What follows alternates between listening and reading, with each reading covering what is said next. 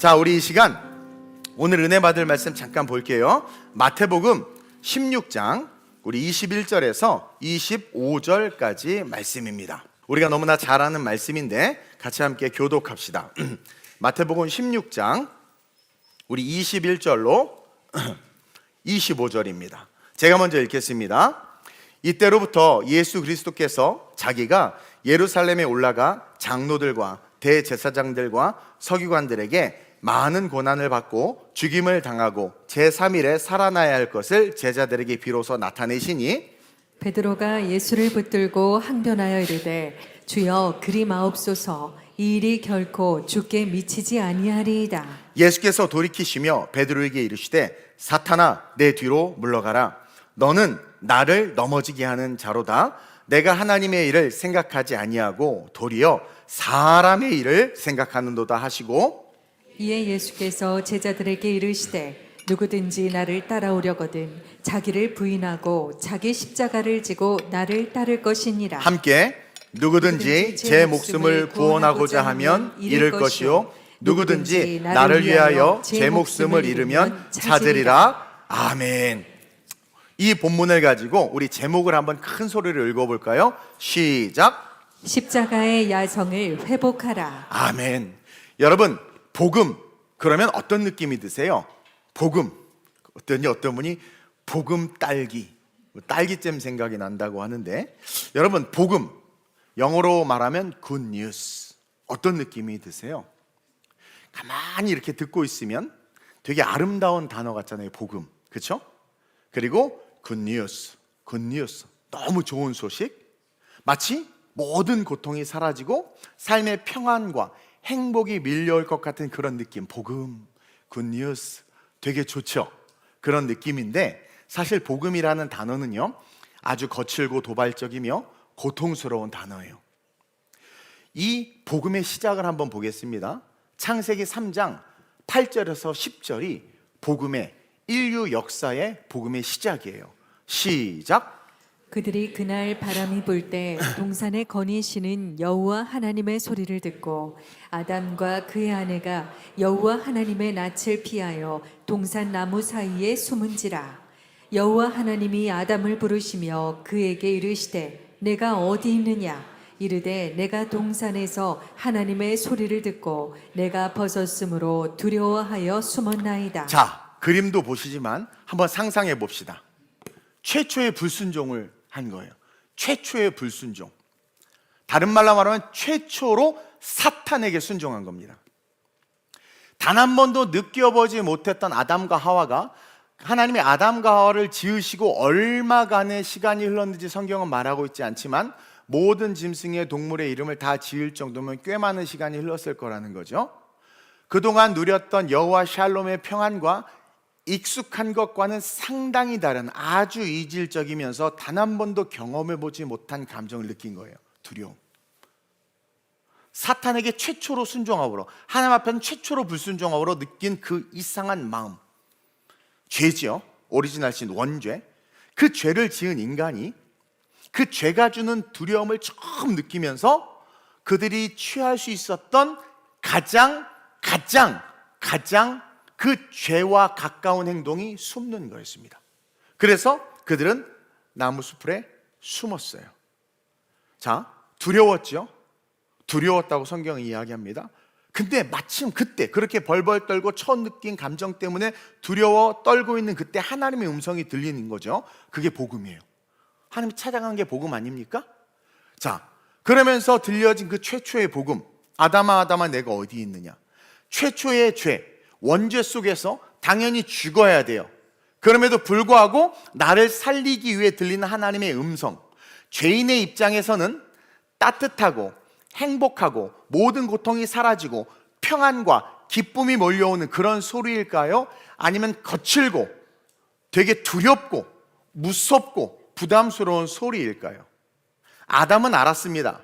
선악과를 먹으면 죽는다는 하나님의 말씀을 아담은 정확하게 알았습니다. 근데 그것을 먹었단 말입니다. 다시 말해서 아담은 아는 거죠. 아, 날 죽이러 오시나 보다. 난 죽었다. 그래서 아담아 내가 어디 있느냐? 이 음성이 내가 널 죽이겠다 이렇게 들렸을 수도 있어요. 그러니 죄인인 인간에게 들려진 이 첫 번째 복음, 이 메시지는 두려움이었다라는 거죠. 사실 죄악 속에 들리는 복음, 죽음 앞에서 들리는 복음은요, 죄인인 사람들이 듣는 복음은요, 우리가 뭐 예수의 십자가의 사랑을 얘기하니까 따뜻하게 우리가 이렇게 받아들이지만 그 복음이 부딪힐 때 우리의 공통적인 반응, 우리의 죄성이 느껴지고 그 죄가 얼마나 깊은지를 알기 때문에 토설하며 통곡하는 겁니다. 하나님의 음성의 그 복음은 우리의 죄를 밟아 벗기는 음성이고, 우리가 쌓아올린 바벨탑을 무너뜨리는 음성이고, 우리를 죽음의 자리로 밀어 넣는 것 같은 음성이 죄인인 우리가 듣는 복음이라는 거예요. 여러분, 십자가가 왜 복음입니까? 십자가, 예수님을 죽음으로 몰아넣었기 때문에 복음이 된 거예요. 예수님을 죽음으로 몰아넣은 게 십자가예요. 그렇기 때문에 그것이 복음이 된 겁니다. 죽음이 곧 복음이 된 거란 말이에요. 근데 오늘날 이 복음이 그 본질적 의미인 wildness, 야성, 그 야성을 잃어버리고 그 거침을 잃어버리고 마치 쇼윈도에 전시된 잘 길들여진 주인을 찾아 헤매는 그런 강아지와 같이 변질되었다는 거죠. 펫샵에 보면 강아지들이 서로 간택받으려고 막 사람이 오면 난리를 칩니다. 지들도 아는 것 같아. 뭔가 하나님 앞에 인정받고 복받고, 뭔가 내가 이 지금의 고통에서 벗어나서 이 펫샵에서 벗어나서 루이비통 옷도 입고, 개 루이비통 옷이죠, 막 이런 거 이거 입고 막 유모차도 타고 다니고 싶어가지고 막 인간의 욕심과 욕망을 이루고자 좀 더 편안하고 좀 더 행복하고, 그러니까 인간적인 관점에서 좀 더 누리고 싶은 마음, 그래서 하나님에게 다가가는 그러한 모습처럼 복음의 본질은 외면되고 사라진 채 잘못된 복음 속에 묶여 있다는 거죠. 강단에서 오늘날 이 복음, 이 야성이 있어야 되는 이 복음을 인간에게 맞추기 시작하고, 그 복음의 야성을 제거한 채 강단에서 선포되어지는 복음, 이 설교가 성공의 언어로 변질돼 가지고 마치 복음이 성공과 축복의 주문이 되도록 한국교회가 그렇게 만들었어요. 번영주의, 인본주의, 긍정의 힘, 그런 좋은 단어, 그렇죠? 하면 된다 같은 그런 구호가 마치 복음인 것처럼 그렇게 변질됐다는 거죠. 성경에서 말하는 복이라는 의미를 오늘날 한국교회가 어떻게 변질시켰느냐? 부동산의 가치와 통장의 가치로 치환시켜버렸다는 거죠. 좀 심하게 말하면 교회와 목사와 성도들 모두가 합세해서 복음을 기독교의 탈을 쓴 세속적 샤머니즘으로 만들어버린 겁니다. 우리의 기도만 들여다봐도 그래요. 여러분들의 기도만 들여다봐도 그래요. 주님을 향해서 고통을 받거나 주님에게 나를 맞추기 위해서 자기의 살을 깎아내는 고통과 노력은 하지 않은 채 내가 원하는 대로 하나님이 움직여주기를 바라고, 우리가 간구하는 모든 기도는 내 뜻을 이루기 위한 어떻게 보면 일종의 협박과도 같은 그런 기도로 변질돼 버렸다라는 거죠. 그리고 그런 이기심을 가진 자들이 모여서 찬양하고 예배하고 우리의 편안함과 안락함을 추구하는 종교, 야성을 잃어버린 기독교, 다가오시는 하나님의 불편함과 부담스러움은 외면한 채 하나님에게 다가가는 우리 열심과 열정은 오직 축복받고자 하는 이런 모습들. 그래서 그 결과가 지금 한국교회가 당하고 있는 작금의 현실인 것 같다라는 묵상을 하게 됐어요. 여러분, 사실 기독교의 십자가는 사형 틀입니다. 그렇죠? 십자가 사형 틀, 그것도 최고의 사형의 틀이죠. 즉 기독교는요, 고통을 면제해 주는 종교가 아니라 고통의 한복판에서 그 고통의 의미를 변혁시키고 변화시키는 종교예요. 십자가는 극악무도한 죄인이 죽어야 되는 형틀인데, 그쵸, 고통인데 그 고통의 의미를 바꾼 게 사실은 기독교라는 거예요. 그래서 십자가의 모든 모서리들은요, 날카로운 칼과 같이 죄와 어둠을 찌를 수밖에 없어요. 하나님의 말씀은 좌우의 날성과 같이 예리하여 관절과 골수를 쪼갠다고 말한 것처럼 우리가 십자가를 바라보고 복음을 대할 때 그것을 우리를 아프게 해야 정상입니다. 왜? 우리는 이 땅 가운데 죄성으로 물들어서 나도 모르는 사이에 부지부식간에 지옥으로 떨어지는 존재가 될 수밖에 없어요, 우리는. 그래서 예배를 드리고 말씀을 묵상하고 기도할 때마다 우리는 회개할 수밖에 없고, 이 날카로운 하나님의 말씀의 검, 십자가의 그 모서리들이 우리를 찌를 때마다 우리는 성화되어져 가는 거죠. 이게 은혜입니다. 이게 은혜. 그래서 회개와 회복을 통해서 죄의 죽음으로부터 생명의 축복을 얻게 하는 게 하나님의 은혜라는 거예요. 내 마음대로 살았는데 아담아 어디 있느냐라는 그 음성이 무섭게 들리지만 사실 그 음성은 그 죄성을 지적해서 회개하는 거죠. 여자가, 뱀이 회개합니다. 그리고 마땅한 응당한 대가를 받고, 그리고 그것에 의해서 회개를 통해서 어떻게 됩니까? 가죽옷을 지어 입힘으로 말미암아 변화. 결국 십자가는 끊임없이 우리의 인성과 우리의 육적인 삶을 깎아내서 우리가 그리스도의 장성한 분량에 이를 수 있도록 우리를 돕는 하나님의 축복이라는 거죠. 그런데 어느 순간 우리는 그 십자가의 모서리를 둥글게 다 깎아버리고 아프지 않고 부담스럽지 않게 수정해서 결국은 삶의 장식품으로 복음을 전락시켜 버렸어요. 목걸이들 다 내놔봐요. 목걸이들 다 십자가 아니야? 목걸이들. 그렇죠? 그러니 교회 안의 성도들은 세상의 흐름에 있어서 뭐가 옳고 뭐가 그른지를 알지 못한 채, 교회는 가르치지 않은 채 그냥 서로 좋다, 서로 좋은 거예요. 그렇게 걸어가는 거예요. 어디로 가는 줄도 모르고. 천국 소망이 없으니까 세상의 타락과 어둠에 둔감해져 가는 겁니다. 천국 소망이 없으니까 막 사는 거예요. 그러면서 예수를 믿지만 똑같이 세상의 길을 걷고 있는 모습이 오늘 한국 기독교의 모습은 아닌가. 여러분, 기독교는요, 주님의 뜻이 아닌 인간의 뜻에 의해 변질된 종교가 되어 버렸어요. 안타깝지만 인간의 뜻에 의해 변질된 종교, 너무나 많이 변질됐잖아요. 인간의 뜻에 의해 예배도 바꾸고, 인간의 뜻에 의해 선과 정의의 개념도 바뀌고, 인간의 뜻에 의해 목사가 가정의 개념도 바꿔버렸잖아요. 이제는 남자와 남자도 가정으로 인정해야 된다 하고 안수하는 게 지금의 교회예요. 목사라는 사람들이라는 거죠. 하나님의 뜻이 이 땅 가운데서 이루어지게 해야 되는데 어느 순간 이 땅의 인간의 뜻이 교회 안에서 이루어지도록 만들어버렸어. 작정기도의 목적은 하나님의 뜻은 생각하지도 않은 채 내가 원하는 것을 얻기 위한 작정기도. 선교는 하나님이 원하는 선교가 아니라 어쨌든 그 선교를 통해서 복받고 싶은 마음이 더 큰 선교. 어느 순간 인본주의가 가득한 교회가 되어버렸죠. 오늘 본문의 베드로가 된 겁니다. 오늘 본문 22절 한번 볼까요? 시작. 베드로가 예수를 붙들고 항변하여 이르되 주여 그리 마옵소서, 이 일이 결코 주께 미치지 아니하리이다. 베드로가 예수님을 붙들고 항변까지 할 정도로 붙들면서 주께 이 일이 미치지 않는다고 말합니다. 근데 그 앞에 16절에 어떻게 먼저 베드로가 고백했냐면 한번 읽어봅시다. 시작.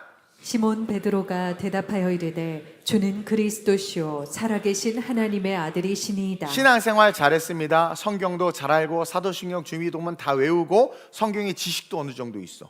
그래서 시몬 베드로가 대답하여 이르되 주는 그리스도시요 살아계신 하나님의 아들이십니다라는 정답을 말하고 그 신앙을 드러냈단 말이에요. 그래 놓고는 몇 절 안 가서 22절에 예수를 붙들고 항변하는 거야. 다시 말하면 예수님이 죽겠다. 자, 본질적으로 십자가의 고통, 복음이 고통이다 라는 것을 말하는 거예요. 복음은 고통이고 그 복음, 그 고통을 통해서 너희를 구원하고자 내가 죽을 거야 그랬더니 올바른 신앙 고백을 했던 베드로가 안 됩니다 라고 항변하는 거죠. 안 됩니다.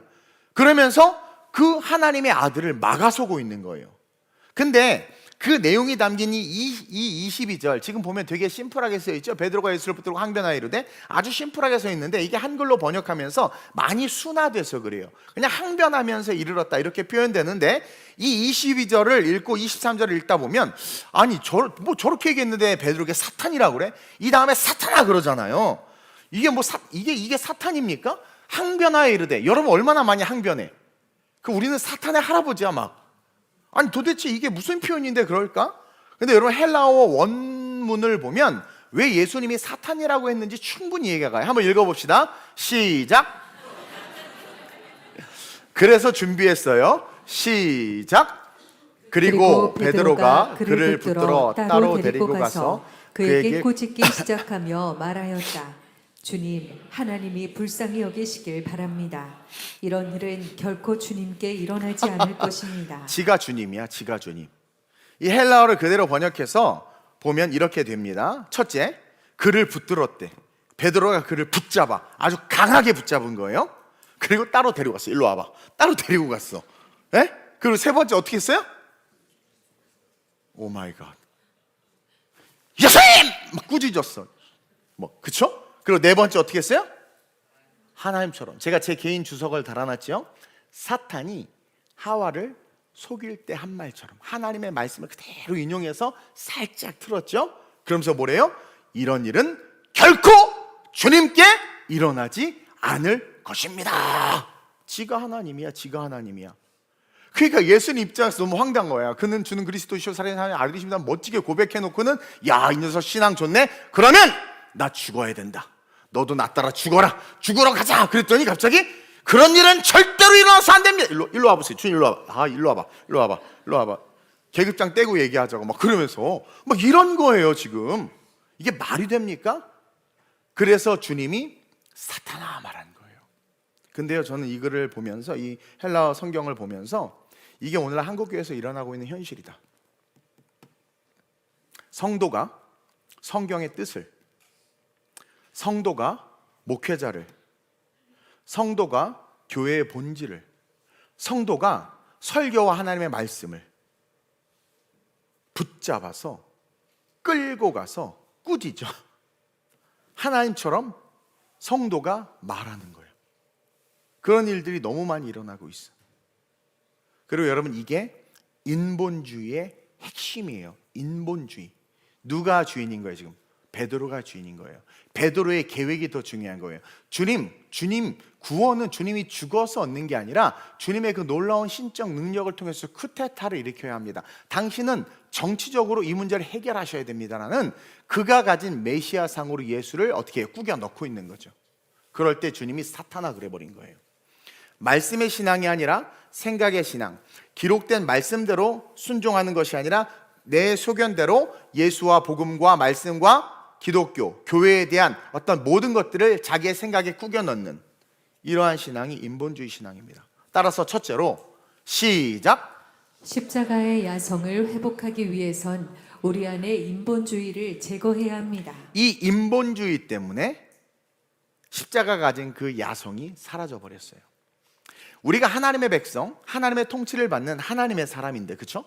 어떻게 교회와 신앙 안에서 인본주의가 우리를 이끌어갈 수 있겠습니까? 대답해 보세요. 그렇죠? 우리가 하나님의 백성, 하나님의 통치, 오늘 대표기도 설교를 잘 듣고 너무 잘했어. 우리는 하나님의 통치를 받는, 그게 하나님의 사람인 거예요. 누구의 통치를 받느냐. 그래서 하나님의 통치를 받기 때문에 세상의 법이나 세상의 룰이나 세상을 쫓아가는 것이 아니라 하나님의 뜻을 쫓아가는 게 그리스도인이거든요. 근데 그런 우리가 어떻게 인본주의를 따라 흘러갈 수 있냔 말이야. 만약에 우리가 예수를 믿는데 인본주의적 신앙, 나 중심, 사람 중심의 신앙으로 끌려간다면 우리는 십자가가 거세된 그런 신앙을 갖고 있는 거예요. 예수님 믿는데 십자가를 딱 도려낸 채로 예수 믿는 거지. 여러분, 십자가가 거세된 신앙을 가진 자들의 특징은 하나님의 영광을 생각하지 않아요. 절대로 하나님의 영광을 생각하지 않습니다. 자기의 영광을 생각합니다. 십자가가 거세된 자들은 십자가의 영광을 생각하지 않아요. 고난의 영광, 고난의 영성을 생각하지 않아요. 그게 사사시대였습니다. 그들은요, 십자가 없는 영광만을 탐합니다. 그러니까 십자가 없는 영광. 그래서 교회는 복지단체로 전락했고, 오늘날 교회가 올바른 복음을 못 전하는 거죠. 강남 한복판에서 십자가 죄 얘기하잖아요. 권사님들이 아이고 피차하는 거 부담스러운 얘기 하지 맙시다 목사님. 좋은 얘기예요. 좋은 얘기만 합시다. 할렐루야 우리 간다 이래. 그러니까 목사님들은 벌벌 떨면서 사람들이 좋아하는 설교, 위로하는 설교, 그들의 입맛에 딱 맞는 설교. 여러분, 하나님은 투자의 귀재십니다. 기도하시면 하나님께서 방법을 알려주십니다. 우리 투자합시다. 10에 3조를 내보세요. 하나님 그거 안 주시겠습니까? 10에 3조 내면 월급 3배로 튑니다. 이런 썩을 설교들이 성도들의 영혼을 기만하게 하고 그들의 영혼을 타락하게 만들었다는 거죠. 그래서 그런 자들의 기도는 원하는 것을 얻어내는 주문이 됐고, 요술램프의 진리를 부르듯 하나님의 이름을 부르고, 그들의 믿음은 믿음이 아니라 그냥 긍정적 사고로 바뀐 거예요. 결국 우리가 신앙생활하면서 꿈꾸는 복, 그것은 부동산의 가치, 통장의 잔고, 그렇죠? 보유한 금, 자녀의 출세가 우리가 말하는 복, 우리가 꿈꾸는 복, 예수 잘 믿으면 받는 복으로 그렇게 치환돼 버렸단 말이에요. 하나님의 뜻을 구하거나 내 시간과 물질을 막 희생하면서 그의 나라와 그의 의를 구하는 신앙이 아니라 오직 자기의 뜻에 도취돼서 내가 주인공이야. 생명 없는 세상, 그리고 사탄에게 잘 길들여진 그런 신앙이 돼버린 거예요. 히브리서 11장을 저는 너무 좋아합니다. 그리고 볼 때마다 두렵고 제 신앙의 부족함을 진단해 주기 때문에 아픈 말씀인데 개인적으로 너무 좋아해요. 그 11장에 보면 믿음의 유명한 사람들이 나오는데 그들은 차처하고라도 후반절에 보면 평범한 그리스도인들이 등장합니다. 히브리서 11장 36절에서 38절인데 평범한 그리스도인들의 삶을 볼까요? 시작! 또 어떤 이들은 조롱과 채찍질뿐 아니라 결박과 옥에 갇히는 시련도 받았으며 돌로 치는 것과 톱으로 켜는 것과 시험과 칼로 죽임을 당하고 양과 염소의 가죽을 입고 유리하여 궁핍과 환난과 학대를 받았으니 이런 사람은 세상이 감당하지 못하느니라. 그들이 광야와 산과 동굴과 토굴에 유리하였느니라. 이 가로 안에 쓰인 건 후대에 첨가된 건데 이런 사람은 세상이 감당하지 못하느니라. 이게 뭐냐면 그렇게 핍박을 했는데 복음 앞에서 굴복하지 않으니까 사람들이 무서운 거예요. 세상이 얘네들을 건들 수가 없네요. 막 톱으로 켰는데도 부인을 안 하고 예수를 믿고 십자가 복음, 나 우상 따위 섬기지 않아, 그건 죄야 라고 담대하게 말하면서 막 그냥 죽어나가도 괜찮아, 나 포기 못해, 나는 말씀의 기준대로 살아. 그러니까 세상이 감당을 못하는 거예요. 이게 십자가의 영성이에요. 근데 이런 평범한 그리스도인들, 초대교회 그리스도인들은 왜 이런 길을 택했을까? 광야와 산과 동굴에 사는, 왜 이런 길을 택했을까요? 여러분, 잘 살 수 있었습니다. 타협만 하면 편하게 똑같이 예배 드릴 수 있었어요. 황제 숭배하면서 예수 숭배하면 편하게 예배 드릴 수 있었습니다. 그리고 그들이 말하는 신앙생활 얼마든지 할 수 있었어. 죽지 않고 할 수 있었어. 근데 왜 이들은 이 길을 선택했을까? 왜 어떤 교회는 잘못된 정책과 기독교 핍박에 대해서 막 항거하고 교회를 위협하는 세력과 사상에 대해서 막 대적하는데 어떤 교회는 조용하단 말이에요. 아무 말도 안 한다라는 거죠. 왜냐하면 신앙이 딱 둘로 나눠지기 때문에. 아주 심플합니다. 신앙은 딱 둘입니다. 가해사의 것은 가해사에게로, 하나님의 것은 하나님, 딱 둘로 나눠요. 양과 염소 딱 둘로 나눠져요. 또 이런 말 하면 아이고 목사님 또 흑백 논리라고. 그게 진리예요. 성경이에요. 천국 아니면 지옥이고 하나님 아니면 사탄입니다. 자꾸 어디서 이상한 거 배워가지고 흑백 논리네 뭐 이런 거 말하는데 세상은 흑백 논리입니다. 빛과 어둠입니다. 인간이 만들어낸 제3의 지대는 없어요. 그래서 중도라고 말하는 사람은 중도가 아니에요. 결국은 한쪽으로 쏠려가는 사람일 뿐이에요. 히브리서 11장에 등장하는 신앙은 인본주의 신앙이 아닌 걸 우리에게 보여주는 거예요. 철저하게 신본주의 신앙, 말씀 중심의 신앙은 이렇게 산다. 그러나 조용한 자들의 신앙은 말 그대로 인본주의의 신앙이기 때문에 드러나지도 않고 조용한 거예요. 그래서 고난이 오면 여러분 진짜와 가짜가 구별되는 겁니다. 그래서 인류의 역사에 많은 고난을 통해서 하나님은 진짜와 가짜를 구별해 내셨어요. 루터는요 얼마든지 잘 살 수 있었습니다. 아이고 야누스 얼마든지 석학이에요. 석학. 우리 후스 형님. 근데 다 잃어버렸잖아. 목숨까지 빼앗겼단 말이에요. 제가 우리 종교개혁지 우리 유럽 제가 다니면서 많이 강의했죠. 보름스. 루터가 처형당하기 전에 서서 자기를 항변했던 그 자리에서 살 기회가 있었어. 야, 네가 말한 거 다 철회하면 용서해 줄게. 너 오히려 더 잘하게 해줄게. 그랬더니 루터가 하루만 시간 달라고 막 기도해. 사람들은 기대했어. 야, 얘가 드디어 자기가 95개조 반박문 붙이고 카톨릭 대항했던 거 다 철회하겠다. 기대해서 그 다음날에 딱 됐어. 그때 뭐라고 말해요? 자기는 다 복음이고 뭐고 다 떠나서 내 안에 있는 양심을 거스를 수 없다고 말해요. 양심은요 하나님이 인간에게 구원받기 위해서 주신 최후의 보루, 최후의 사이렌이야. 그 양심. 그래서 양심은 선합니다. 신기해요. 그래서 그 양심에 반하여서조차도 나는 내가 말한 것을 처리할 수가 없다. 대단하지 않아요? 그 우리는 뭐야? 부끄러워 죽겠어. 그래서 하나님은 그 거룩한 복음의 줄기를 계속 이어가고 있는 거. 구별된 자들 계속 이어가고 있는 거예요. 나는 그 줄기에 우리 교회가 서 있었으면 좋겠고, 그 줄기 안에서 여러분들이 구원받았으면 좋겠어요. 지금 대형교회 목사님들이 아무 말도 못하고 있는 것은, 실제로는 그분들은 자기가 개척한 교회가 아닙니다. 1세대라면 옥하는 목사님이라면 난 얘기했을 것 같아요. 조용기 목사님이라면 얘기했을 것 같아요. 하영조 목사님이라면 얘기했을 것 같아요. 왠 줄 아세요? 그들의 과거 설교를 보니까 그분들은 얘기하셨더라고. 당당하게 얘기하셨더라고. 근데 이렇게 후임으로 오신 분들은 잘리거든요. 당회 소집하고 장로들이 막 잘라버려. 또 교회가 분열된다라는 인본주의에 사로잡혀 있기 때문에 영혼을 생각한다고, 사람을 생각한다고. 근데 주님은 베드로에게 사탄이라고 그래버렸어. 뭐가 더 중요한 거야? 그렇게 사람 편 섰다가 그 영혼 죽는 것을 아셨기 때문에 강력하게 날카로운 십자가의 모서리로 찔른 겁니다. 베드로를 살아나라고. 아파서 어렸을 때 병원에 간 적이 있는데, 얘 배가 골마가지고, 우리 때는 막 연고가 아니라 고약 같은 거 붙였거든요. 근데 그거 안 붙이고 막 가려 계속 긁어서 이게 이제 결국 병원에 가서 째야 될 정도야. 그래서 간호사분들이 자꾸 이걸 째서 고름을 짜내는데, 난 그때 어리지만 깨달았어요. 이 현상이 일어날 때까지 다시는 내가 방치하지 않는다. 아직도 흉터가 있어요. 배 이렇게 칼로 찢은 흉터가 있어요. 내가 방치했거든요. 계속 골 맞는데 먹지 말아도 계속 먹었어. 내 오만과 교만, 괜찮은 줄 알았어. 근데 결국 찢어진 아픔이. 근데 그걸 찢고 나서야 깨닫는 거죠. 날 살리려고 그런 건데. 오늘날 한국교회가 많이 분열되어 있잖아요. 그게 인본주의와 신본주의 간의 영적 전쟁입니다. 여러분, 예수님은요, 성전에서 장사하는 장사치들과 환전상들이 옳지 않다고 해서 그것들을 뒤엎었어요. 성전을 뒤엎었어. 성도들 다 내보낸 거야. 사역자들 다 내보낸 거야. 왜? 성전의 본질적 기능을 잃어버렸기 때문에 그걸 회복하려고.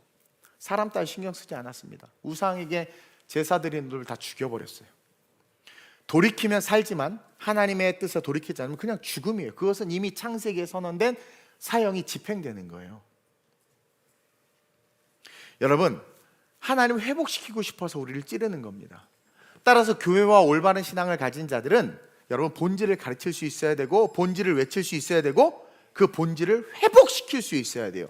그런 교회와 성도만이 마지막 때 끝까지 온전한 승리를 할 수 있습니다. 요한계시록 3장 7절, 요한계시록 초반부에 나온 7교회는 오늘날 한국 교회에게 하나님께서 주시는 예언의 메시지예요. 그 요한계시록 중에 3장 7절에 나온 이 빌라델비아 교회 한번 볼까요? 칭찬받은 교회인데, 시작. 볼지어다 내가 내 앞에 열린 문을 두었으되 능히 닫을 사람이 없으리라. 내가 내 행위를 아노니 내가 작은 능력을 가지고서도 내 말을 지키며 내 이름을 배반하지 아니하였도다. 여러분, 이 말씀의 핵심이 뭔 줄 아세요? 작은 능력이에요. 작은 능력. 세상적으로 뭐 위대하지도 않았어. 능력도 없었어. 그러니까 작은 능력. 근데 뭐래요? 내 말을 지키며 내 이름을 배반하지 않았다. 누구나 할 수 있어. 진짜 복음을 가진 자들은요, 신분, 나위, 지위, 고하를 막론하고 누구나 할 수 있어. 진짜 복음을 가진 자들. 빌라델비아 교회 성도들은 진짜 복음을 가졌기 때문에 내 말을 지키고 성경을 지키고 내 말, 예수 그리스도의 이름을 배반하지 않았다는 거예요. 이게 십자가가 가진 야성이에요. 교회는 크기나 숫자가 중요한 게 아닙니다. 근데 오늘날 한국 교회는 큰 교회 목사님들은 그냥 따지지도 않고 위대하게 봐. 그냥 세속적 권력이 교회 안에도 작용해. 그래서 평소에는 별 볼일 없는 목사인데 큰 교회 후임으로 갔어. 그럼 그 순간 갑자기 그 사람은 어깨 뽕이 되고 우리는 갑자기 이렇게 돼. 나 그 이해를 못 하겠어. 작은 교회 목사님들은요, 뭐 묻지도 따지지도 신앙과 그 목회 철학도 보지도 않고 그냥 벌써 깔봐. 이렇게 세상의 룰이 교회 안까지 들어와 버렸어. 여러분, 이거 인본주의예요. 이것도. 교회는 크기나 숫자가 중요한 게 아니라 열린 천국문의 축복을 누리기 위해선 방금 읽은 말씀처럼 열린 천국문, 빌라델비아 교회는 천국문이 열렸어요. 천국 가는 거예요. 그 교회는 다. 근데 뭐라고 이야기합니까? 내 말을 지키며 내 이름을 배반하지 않았다라는 거야. 다시 말하면 인본주의를 용납하지 않고 오직 말씀의 신앙을 따랐다라는 거죠. 그럴 때만 천국문이 열린다라는 거예요. 근데 지금 보세요. 한국 기독교는 기독교 역사상, 대한민국 120년 기독교 역사상 지금 가장 큰 위기에 직면해 있습니다. 여러분, 박정희 때나 전두환 때도 이러지 않았어요. 지금 한국교회는 엄청난 위기 속에 둘로 쪼개져서 분열되어 있습니다. 같은 성경을 보지만 강단에서는 다른 복음의 언어가 흘러나오고 있어요. 주도 하나요, 성령도 하나요, 말씀도 하나인데 지금 한국 기독교와 성도들은 정치라는 비본질로 철저하게 나눠지고 찢어지고 있어요. 이번에 더불어민주당, 조국혁신당, 진보당 의원들 딱 봐도 세 당 딱 보세요. 뭘 만들었습니까? 교회 해체법. 그랬더니 누가 그래? 목사님 교회 해체법 아니거든요. 맞아. 정확한 명칭은 민법 일부 개정 법률 아니에요. 일명 통일교 신천지 방지법. 근데 여러분, 통일교 신천지는 종교단체입니다. 비영리 단체예요. 따라서 이 민법 일부 개정 법률안은 비영리 단체 모두에게 영향을 끼칠 수 있는 법입니다. 핵심 내용이 뭐예요? 비영리 법인, 종교 법인이 포함된 설립 목적을 벗어나서, 그러니까 교회가 설립 목적을 벗어나서, 여기에는 교회도 포함되고 절도 포함되고 천주교도 포함돼요. 근데 지금 통일교와 신천지를 상당한 빗대서 이야기하지만 아닙니다. 아닙니다. 소년보아 목사님하고 정광 목사님 가둔 걸 보면 알죠. 어쨌든 이런 비영리 단체가 공익을 해치는 행위, 여기서 말하는 공익이 뭐예요? 몰라. 너무 포괄적이야. 제가 가로 열고 쳐놨죠. 무엇이든 걸 수 있는 거예요. 공익을 해치는 행위를 할 경우 주무관청이 설립 허가를 취소할 수 있다. 자, 뭔가 허가를 취소할 때는 불법을 저지르거나 뭐 여러 가지 뭐 쿠팡이니 뭐 사태들 있죠. 어떤 비리가 있거나 그러면 법에 의해서 그 설립 여부를 철회하게 하거나 폐업하게 하거나 무슨 정지를 매기거나 어떤 벌금을 매길 수 있거든요. 근데 종교단체는 그 법이 허용이 안 되니까 주무관청을 행정부에다 두고 그 주무관청이 설립허가를 취소시켜 해버렸어. 법적인 판단을 안 받아도 된다는 거야. 그러니까 법적인 판단을 안 받아도 행정부에서 생각하기, 얘네 공익을 해치는 것 같아. 공무원 내보내, 조사해봐. 그랬더니 얘네 막 그렇게 했어요. 그럼 폐쇄시켜. 그럼 공무원이요 딱 폐쇄 딱지 붙이면 교회 폐쇄되는 거야. 되게 무서운 법이에요. 이게 왜 논란이 되느냐? 제가 써놨죠. 이거는 내가 써놓은 게 아니라 인공지능이 알려준 거예요. 그대로 그냥 복사해봤어요. 더불어민주당, 조국혁신당, 진보당 3당에서 10명이 발의한 이 법안은 정치에 개입하거나 위법 행위를 하는 이단 사이비 종교를 겨냥했으나 내가 한 게 아니라 공식적인 검색 내용이에요. 공익에 대한 기준이 추상적이어서 일반적인 교회나 종교단체까지 해산 명령을 받을 수 있다는 우려가 제기되고 있다는 거죠. 그리고 제가 여기다 실지는 않았는데, 그래서 그 내용의 디테일한 상황을 보면 그렇게 해산 명령을 받은 비영리 법인은 어떻게 됩니까? 그 재산을 국가가 귀속한다. 근데 원래 법에는 그렇게 법적인 잘못을 저질렀어. 예를 들어서 교회가 아이들을 가둬놓고 치료한다라는 명분으로 막 안수하고 안찰해가지고 죽게 하거나 정신 이상이 발생했어. 그러면 사법 처리가 되잖아요. 사법 처리가 되면 감옥에 보내고 문을 닫게 할 수도 있고 이 재산을 없앨 수도 있어. 근데 그 법은 이 재산을 다른 비영리 단체에게 기부하도록 돼 있어요. 근데 이 지금 변형된 이 법은요, 그렇게 행정 절차에서 교회를 폐쇄시키면 교회의 모든 재산을 국가에 귀속한다고 해놨어. 그냥 어떤 것도 그냥 바로 귀속된대. 여러분들의 헌금, 건물, 우리 성도들이 피눈물 흘리면서 십자가 복음과 영혼 구원과 선교를 위해서 그렇게 하나님 앞에 드려진 예물과 물질과 교회 건물과 땅과 그 모든 것들을 국가가 그냥 가져가 버린대. 그러니 이 법을 아는 사람들은요, 올바른 복음을 가진 자들은 말할 수밖에 없지. 근데 이거 얘기하고 뭐 했다고 지금 난리잖아요. 그리고 지난 21일 제가 금요철회 때 보여드렸죠. 신년 기자회견에서 이재명은 대놓고 보수 개신교 기독교를 체계적으로 탄압할 것을 자기 언어로 정확하게 얘기했어. 큰 돌 먼저 뽑아내고 그 다음에 자갈 뽑아내고 작은 돌들 뽑아내겠다. 나는 이렇게 법으로 이렇게 뭔가 조치하는 거 싫어하는데 법적으로 조치를 해야 될 필요성이 있다. 그렇게 말했잖아요. 그 사람의 워딩이 그렇잖아요. 여기 민주당 좋아하는 분들 있는 거 제가 왜 모르겠습니까? 그 말이 왜 아프지 않겠습니까? 그러나 본질을 보란 말입니다. 살리려고 하는 말 아니겠습니까? 이렇게 탄압에 대해서 자기가 분명히 언어로 얘기했단 말이에요. 근데 그 이유가 뭐냔 말이에요. 본질을 보세요. 자신과 자신의 정부를 비판했다라는 이유예요. 나는 미국 청와대 대변인 레빗이 좋아. 아주 똑똑해. 그 친구 보니까 여자. 이 풀네임은 몰라. 레빗.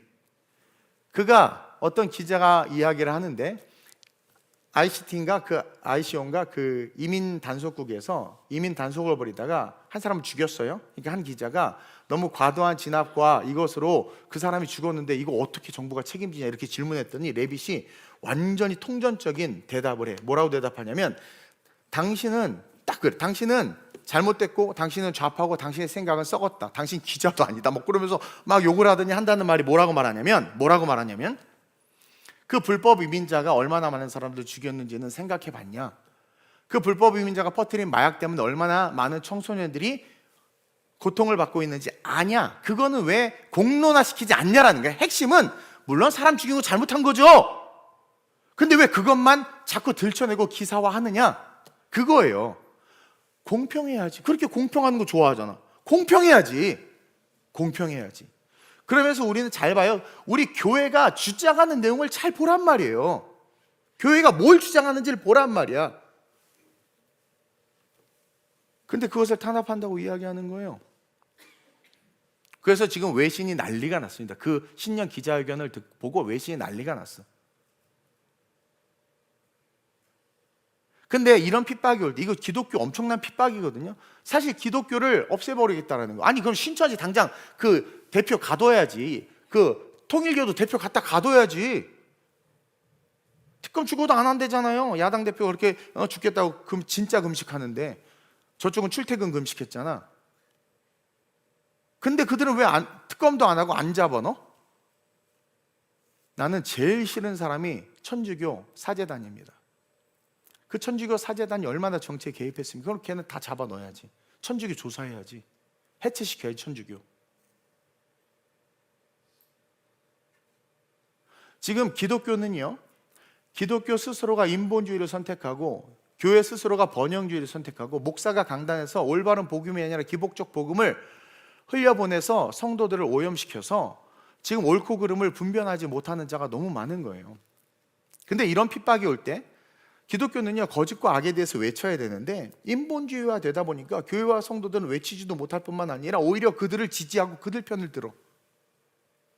우리의 믿음의 선배들은 믿음을 지키고 교회를 지키고 복음을 지키기 위해서 목숨을 걸었는데 인본주의화된 교회와 성도들은 내가 중요해. 사람이 중요하고 내 이익과 내 안녕이 더 중요해. 그리고 이 건물 교회가 더 중요해. 장로님들이 싸잡고 말렸대. 목사님 참으세요. 교회가 중요합니다. 이 교회 살아야 되지 않습니까? 성도 반이나 떠날거려? 목사님 좀만 참으세요. 재산 날아가면 어떡합니까? 그 우리 히브리서 11장에 읽은 믿음의 선배들은 뭐가 됩니까? 아니 손 하나 까딱하지 않고 지금 이게 이제 여러 법으로 만들어지면 되게 힘들어요. 그래서 지금 이 차별금지법 이런 것도 일단 법이 딱 돼버리면은요 정말 설교 못하는 거예요. 벌금이 1억인가 10억인가 그러잖아요. 이제 동성애 설교하면 차별 얘기하면. 그리고 좀 레빗처럼 똑똑해 보세요. 차별을 얘기할 때 역차별에 대해서는 왜 아무도 말을 안 해? 우리 기독교가 당하는 차별은 아무도 말을 안 해. 왜냐면 그들은 우리를 기득권 세력이라고 여기기 때문에 그들의 좌파의 사상은 그 악노아 떼들을 목 쳐서 죽였던 것처럼 이 좌파 사상은 기득권 세력을 죽여야 되는 거거든요. 그래서 기득권 세력의 인권은 없는 거예요. 그들에게 삼성의 인권은 없는 겁니다. 교회 인권은 없는 거예요. 자기네들이 진리거든요. 그래서 너네가 그래도 약자를 보여줘. 이런 식으로 우리의 인권과 우리의 권리를 그들은 인정하지 않아요. 그것부터가 비논리적인 거죠. 우리의 믿음의 선배들이 톱으로 팔과 다리를 켰는데도 복음을 포기하지 않았는데, 그죠? 근데 지금은 이렇게 교회가 핍박을 당하고 모멸을 당하고 목사님들이 어느 나라 여러분 북한과 중국 외에는요 목사를 가두거나 교회를 건드는 나라가 없어요. 러시아도 안 그래요. 러시아도 정교회 들고 난리 납니다. 푸틴도 안 그럽니다. 유일하게 중국과 북한만 목사와 교회를 건드리거든요. 근데 지금 대한민국 목사를 건들잖아. 결국 십자가의 야성을 잃어버린 교회와 성도는 나를 지키는 신앙을 선택합니다. 그래서 나를 지키기 위해서 심지어 하나님까지도 훈계하는 보신신앙. 나는 삼계탕을 먹을 때마다 나만 보신하면 안 되는데 보신신앙으로 변질됐어요. 그래서 끌고 가서 꾸짖죠. 교회를 꾸짖고 목사를 꾸짖고 설교를 꾸짖죠. 그렇게 하지 말라고. 주님 죽으면 안 됩니다. 주님 죽으면 안 됩니다. 이게 인본주의의 무서움이에요. 그리고 그 시작이 바로 창세기 3장 5절 때문에. 창세기 3장 5절 인본주의의 시작. 너희가 그것을 먹는 날에는 너희 눈이 밝아져 하나님과 같이 되어 선악을 알 줄 하나님이 아심이니라. 자, 인본주의는 뭡니까? 하나님이 신과 같이 되는 거야. 너희 눈이 밝아져 하나님과 같이 돼요. 이게 뭐예요? 이제 내 선택과 내 생각이 맞아요. 내가 한번 결정하고 내 경험이 최고인 거야. 한번 경험한 그 경험이 진리가 돼버리는 시대. 옛날에는 국정교과서라고 해서 한 교과서로 배워서 모두가 하나의 생각을 가졌거든요. 근데 요즘에는 교과서도 못 보게 하지만 교과서가 다 나눠져 있어. 그러니까 서로 다 역사에 대해서도 다른 얘기를 해. 북침인데 남침이라고 그래 막. 지금 남북에 대해서 이상한 말 하는 거 알죠? 현 정부가. 우리가 북침할까 봐 걔네들이 놀랄 수 있어. 이렇게. 우리가 언제 북침한 적이 있어요? 이 워딩이, 사탄이 워딩, 정말 하나님이 먹지 말라고 해, 정말 뭐 죽는다고 해서 이 워딩이요 교묘하게 말을 바꿔요. 사탄은. 그거 잘하는 놈들이 사탄입니다. 그래서 인본주의는 사람이 신과 같이 된 거예요. 너희 눈이 밝아져 하나님과 같이. 그래서 눈이 밝아져서 하나님과 같이 된 거예요. 그래서 내 판단이 오라, 내 생각이 오라, 내가 맞아. 그렇기 때문에 우리는 반드시 인본주의를 제거해버려야 돼. 신본주의, 말씀에 나를 꾸겨넣어야 돼. 말씀에 나를 꾸겨넣어야 돼. 그리고 둘째로 십자가 야성을 회복하기 위해선 우리는 늘 하나님의 일을 생각해야 자, 합니다. 나를 말씀에 꾸겨넣어. 아프지만 꾸겨넣으세요. 날카로운 십자가에 여기저기 베이세요. 스키마를 새겨야 돼요. 그리고 하나님의 일을 생각하면 바뀝니다. 베드로의 반응에 예수님은 단호하게 그리고 분명하게 우리에게 인본주의를 제거할 수 있는 방법을 알려주고 있어요. 22절에 23절에 시작. 예수께서 돌이키시며 베드로에게 이르시되 사탄아 내 뒤로 물러가라. 너는 나를 넘어지게 하는 자로다. 내가 하나님의 일을 생각하지 아니하고 도리어 사람의 일을 생각하는 이 인본주의를 제거하는 방법, 이 말씀 속에 들어있는데 첫째로 뭐예요? 여러분, 신앙으로 사람의 일을 생각하는 것은 기독교 인본주의입니다. 기독교 인본주의. 예수를 믿는데 기독교 안에 내가 발을 들여놓고 있는데 사람의 일만 자꾸 생각하는 거야. 상처받아요. 목사님 힘들어요. 목사님 이러면 안 됩니다. 교회가 깨집니다. 목사님 지금 이것도 힘든데 성도 다 나가면 어떡합니까? 목사님 그렇게 설교하지 마세요. 설교 시간이 너무 길어요. 목사님 자꾸 이렇게 하지 마시고 저렇게 자꾸 사람을 생각해. 사람을. 근데 신앙으로 하나님의 일을 생각하는 게 바로 뭐예요? 기독교 본질의 신앙 야성이라는 거예요. 자, 예수께서 돌이키시면 베드로에게 사탄아! 인본주의. 사탄입니다. 사탄아! 너 하나님처럼 됐구나. 하나님처럼 됐으니까 네가 나를 잡아다가 꾸짖고 그런 일이 없을 거라고 하나님처럼 나에게 말하는구나. 너 인본주의. 사탄에게 오염됐구나. 너희 사탄아! 인본주의야. 내 뒤로 물러가라. 너는 나를 넘어지게 한다. 인본주의는 교회를 넘어지게 하고 인본주의는 믿음을 넘어지게 하고 인본주의는 결국 우리를 넘어져서 지옥으로 쓸려가게 합니다. 그러면서 뭐라고 말해요? 네가 하나님의 일을 생각하지 않고, 여기서 기독교 인본주의는 하나님의 일을 생각하지 않아, 말씀을 생각하지 않아, 시대를 생각해, 조류를 생각해. 그러나 도리어 사람의 일을 생각한다. 자, 그러면서 하나님의 일을 생각하는 게 바로 예수 그리스도가 성육신에서 살아가는 삶이다. 그렇기 때문에 너는 하나님의 일을 생각해야 돼. 내가 하나님의 일을 늘 생각하니까 네가 사탄의 생각인 걸 안 것처럼 하나님의 일을 늘 생각해야 된다. 하나님의 일을. 신앙 있는 사람이 사람의 일을 생각했더니 사탄이 됐어. 이게 인본주의의 무서움. 세속화된 신앙의 핵심. 여러분, 세속화된 신앙의 핵심은 내 생각의 우선순위. 내 생각을 항상 우선순위에 두는 사람들이 세속화된 신앙의 핵심입니다. 단 한 번도 내 생각을 말씀에 굴복시키려고 하지 않아. 즉 하나님의 일보다 나의 안락, 나의 편안함, 나의 평판, 나의 성공. 그래서 보수들이 비판하는 게 그렇게 반미하면서 자식들을 왜 미국에 유학 보내냐라는 거야. 이것 자체가 모순이고 가증스럽다라는 거죠. 북한 가서 살라는 거지. 근데 너는 왜 미국 보내냐? 애들 북한으로 보내야 차라리 러시아로 보내든가. 그렇죠? 이게 하나님을 생각하지 않아 나를 생각하는. 근데 십자가의 야성을 가진 자들은요, 다니엘처럼 법이 딱 정해졌어. 이제 왕 외에 다른 놈에게 절하면 너 사자굴에 던져. 근데 다니엘이 좁니까? 늘 하던 대로 법으로 정해졌어도 자기가 죽는다는 걸 알아. 근데 법으로 딱 정해졌어도 기도. 왜? 하나님의 일만 생각하는 거야. 하나님의 일만 생각하는 거야. 친구들도 너 금시상에게 절하게 되면 7배나 더는 불무에 던질 거야? 그냥 금시상에게 절하지 않아. 왜? 하나님의 일만 생각해. 우상 숭배 안 해. 하나님의 일만 생각해. 풀무불에 들어가. 기꺼이 들어가. 성경을 보면 놀라운 게 그 사드락과 메삭과 아벳느고가 반항하는 흔적이 안 보여. 나가서 으아 이럴 텐데 반항하는 흔적이 안 보여. 오히려 같이 갑시다. 가는데 얘는 타서 죽어. 병사는. 근데 자기네들을 들어가. 우리는 성경을 코로 읽어요? 눈으로 읽어요? 뭘로 읽어요? 그게 신앙인데 그냥 옛날 이야기처럼 생각해요. 그래 나는 표준어 번역 성경을 싫어합니다. 그 표준어. 왜냐하면 그걸 읽으면 성경의 권위가 떨어져요. 그냥 이야기처럼 돼버립니다. 인본주의예요. 인본주의. 대형교회 다 인본주의화 됐잖아요. 우리 교회도 그럴까 봐 무섭습니다. 풀무에 들어갈지언정 말씀에 기록된 우상 숭배는 안 하는 거. 그게 거룩한 야성, 그게 거룩한 야성이에요. 십자가를 가진 자들은 야성을 가질 수밖에 없어요. 우리는 바울의 고민과 선택, 그 방법을 따라가야 돼요. 바울이 어떤 고민을 했고 어떤 선택을 했느냐? 갈라디아서 1장 10절입니다. 시작. 이제 내가 사람들에게 좋게 하랴 하나님께 좋게 하랴 사람들에게 기쁨을 구하랴 내가 지금까지 사람들의 기쁨을 구하였다면 그리스도의 종이 아니니라. 제가 요즘에 씨름하고 있는 말씀입니다. 사람들에게 기쁨을 구하면 하나님의 종이 아니다. 하나님의 종이 아니다. 여러 번 사람들이 나한테 엄청나게 얘기했어요. 정치 얘기하지 말라고. 지금 엊그저께도 얘기하고 그저께도 얘기하고 계속 얘기하고 운영회는 회의할 때도 얘기하고 저기서도 얘기하고 여기서도 얘기하고 다 얘기하지 말래. 정치 얘기를 하는 게 아닙니다. 여러분들 구원받으라고 얘기하는 거예요. 내가 사람에게 좋게 하랴 하나님께 좋게 하랴. 아 저요 사람 기분 좋게 잘합니다. 얼마든지 할 수 있습니다.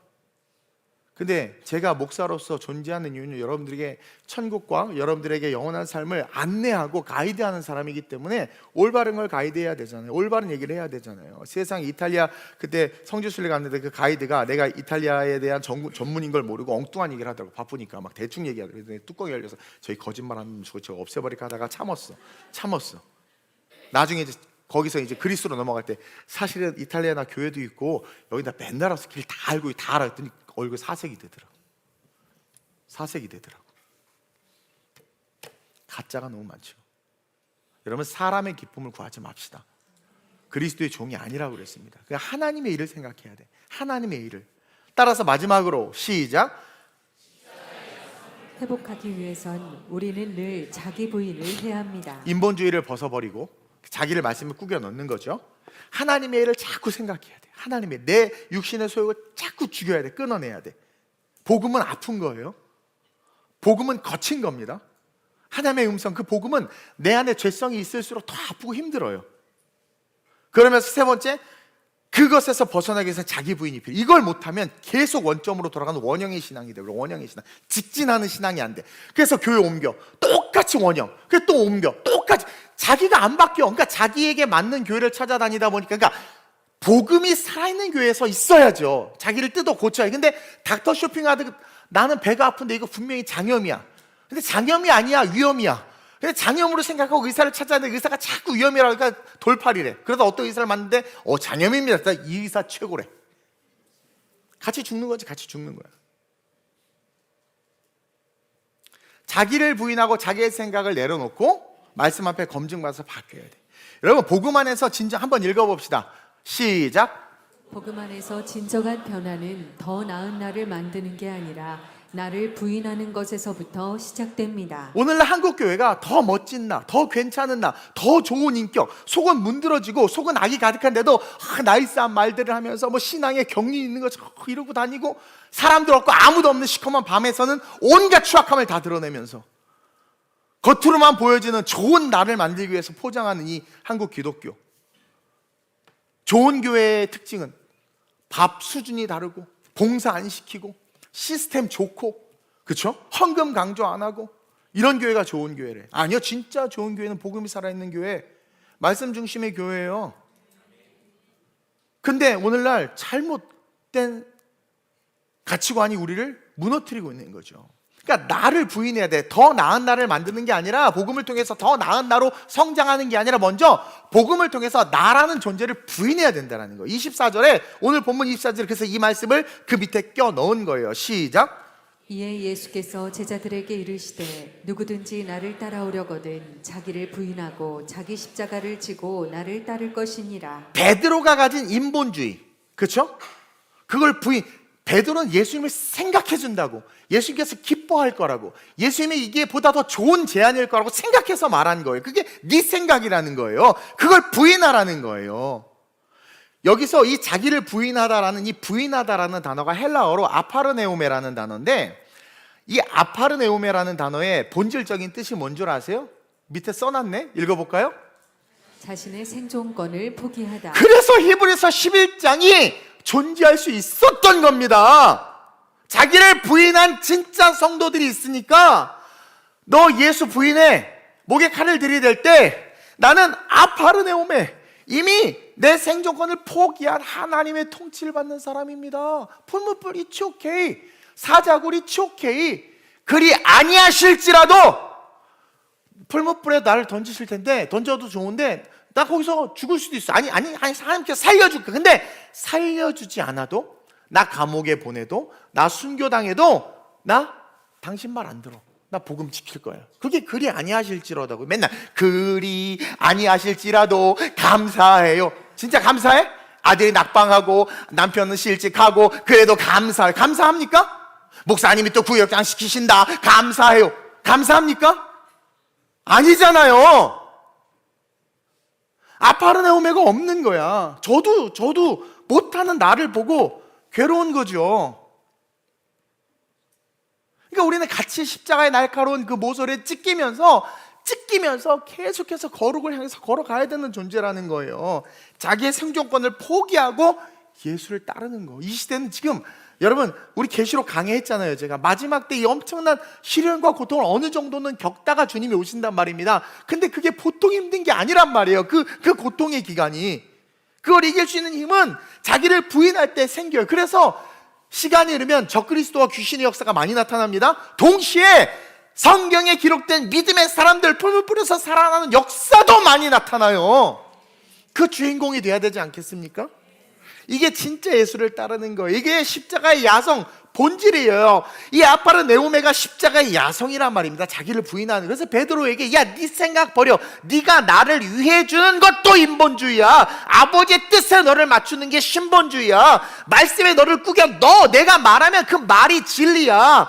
내가 죽어야 된다는 말이 진리고, 너도 죽어야 돼. 네가 싫어도 그거 가야 돼. 왜? 그 뒤에 더 찬란한 축복이 있으니까.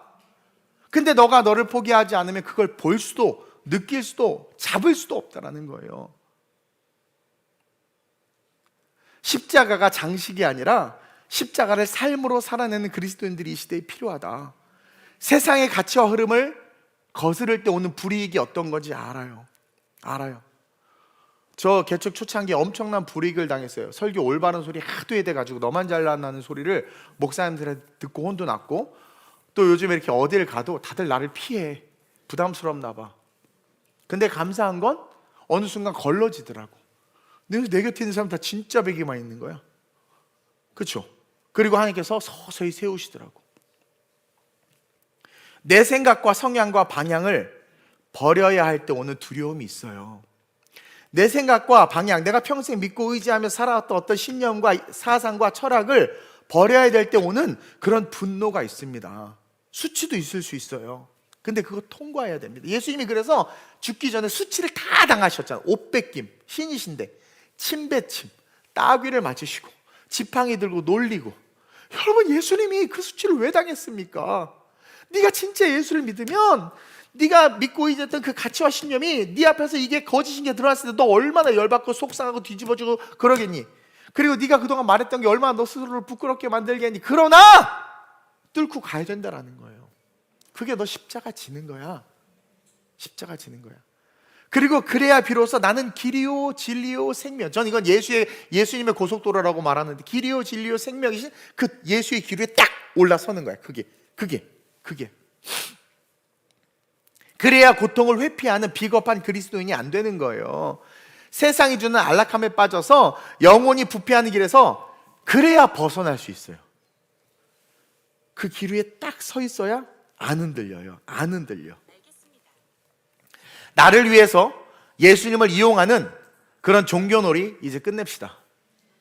이제는 진짜 십자가의 본질, 그 복음의 야성으로 좀 우리가 싸워야 될 부분은 싸우고 맞서야 할 부분은 좀 맞섭시다. 이번 모임에도 모르겠어요. 아마 지금의 정권을 엄청 지지하는 목사님들도 계셔요. 제가 알아요. 몇 분은 그 멤버들 중에서. 근데 다가오시더라고. 저를 아는데도. 맞서고 싸울 때 확신을 가진 자들에게 확신이 없는 자들이 결국은 붙게 돼요. 그게 구원이에요. 그게 그리스도의 편지인 거예요. 편지. 향기인 거예요. 여러분, 죽어가는 세상과 열방을 향해서 그 영혼들을 위해서 여러분 정말 값진 고통의 길을 걷는 거예요. 멋있지 않아요? 그래야 그 길 끝에 진짜 생명이 있고 진짜 교회가 있는 거예요. 저는 우리 교회가 많이 부족한데 진짜 교회가 되고 싶어요. 그리고 우리 성도가 그 십자가의 야성을 가진 진짜 성도가 되길 원합니다. 우리 아직 많이 부족합니다. 그 변화와 그 시작을 함께 합시다. 그래서 오늘 세 가지 십자가의 야성, 그것을 위해서 인본주의를 제거해야 돼요. 글자가 되게 조그맣게 나오네. 인본주의를 제거해야 돼요. 그리고 하나님의 일을 좀 먼저 생각합시다. 제발. 그리고 자기를 부인합시다. 제가 어저께 설교 준비를 하는데 새벽 3시까지 한 글자도 못 썼어. 한 글자도. 몸은 피곤해 죽겠고 신방 갔다 와서 밥은 많이 먹어서 막 그러고 졸리고 말씀을 시음을 하는데 한 글자도 못 써요. 오늘 6시 40분에 설교 원고가 끝났어요. 아침 6시 40분에. 힘들어요. 요즘 시대에 설교하는 거 너무 힘들어요.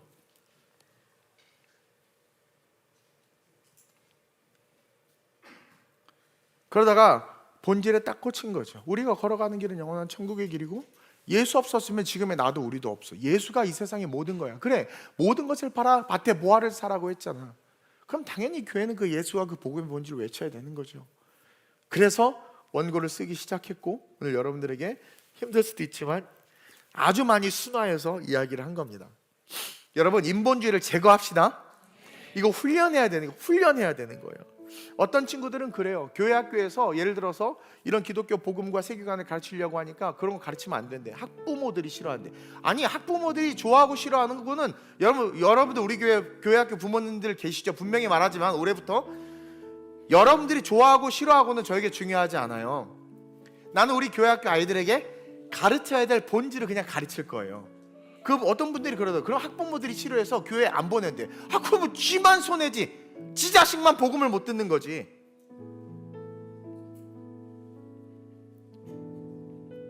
우리 하나님의 일을 먼저 생각합시다. 그리고 자기를 부인합시다. 본질을 좀 보세요. 본질, 어떤 것을 통전적으로 좀 보란 말이에요. 통전적으로. 그래서 십자가의 야성을 세상을 바꾸는 그 거룩한 주인공이 돼서 그 십자가의 야성을 전하고 보여주는 그런 거룩한 주님의 동력자가 되시길 주님의 이름으로 축원드립니다. 오늘 이 말씀 놓고 인본주의를 제거하게 하소서, 하나님의 일을 먼저 생각하는 내가 되게 하소서, 나를 부인하게 하소서, 구원의 길 예수의 길을 온전히 걷게 하소서. 주님의 세 번으로 하시면 전심을 기도합니다. 주여, 주여, 주여. 할렐루야. 좋으신 아버지 하나님 감사합니다. 오늘 이 거룩한 주일 십자가의 야성에 대해서 함께 나누었습니다. 오늘 한국교회가 어떻게 이렇게 힘을 잃어버렸는지요, 복음의 진리가 어떻게 이렇게 무뎌졌는지요, 날성공같이 예리한 하나님의 말씀이 어느 순간 하나님 우리의 생각 하나 뚫고 들어가지 못할 정도로 무뎌졌는지요. 베드로는 너무나도 나이스한, 오늘날로 따지면 너무나도 상대를 배려하고 너무나도 지적이면서 합리적이면서 이성적인 말을 했습니다. 주님, 그렇게 하면 안 됩니다. 주님, 죽으시는 거 의미가 없습니다. 함께 살아서 하나님의 일을 해봅시다. 그러자 우리 주님은 분명히 그는 사탄이라고 말합니다.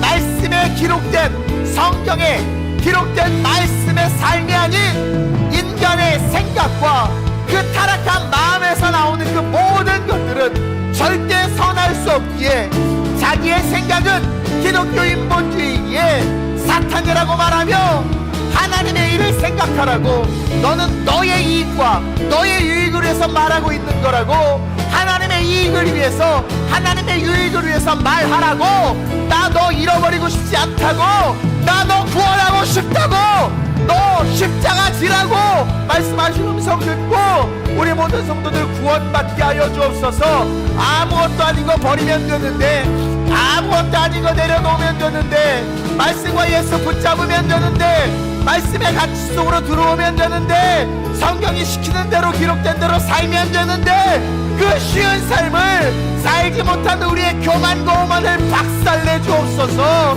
말씀대로 살면 복 못 받을까봐, 말씀대로 살면 세상에서 왕따 될까봐, 말씀대로 살면 세련되지 못하고 지적이지 못하는 말 들을까봐 두렵습니까?